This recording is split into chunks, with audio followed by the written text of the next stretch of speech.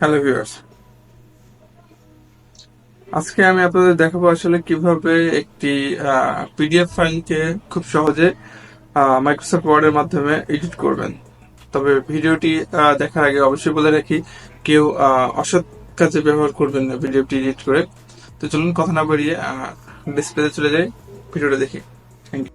প্রথমে আমরা Microsoft word থেকে একটা ব্ল্যাঙ্ক পেজ নিয়ে নেব। ব্ল্যাঙ্ক পেজ নেওয়ার পরে আপনি ঠিক দেখতে পারতেছেন কর্নারের বাম সাইডে ইনসার্ট বাটনে ক্লিক করবেন। ইনসার্ট বাটনে ক্লিক করার পরে একটু ডান দিকে আসবেন, আসার পর দেখতে পাচ্ছেন এখানে অবজেক্ট যে লেখাটা আছে, অবজেক্ট লেখার পরে চাপ দিবেন। চাপ দেওয়ার পরে নিচের দিকে টেক্সট ফ্রম ফাইল, এখানে চাপ দিবেন। এখানে চাপ দেওয়ার পরে আপনি আপনার ফাইল ম্যানেজারে চলে যাবেন। এখান থেকে আপনার নির্দিষ্ট যে পিডিএফ ফাইলটি আছে সেটা ওপেন করে ফেলবেন।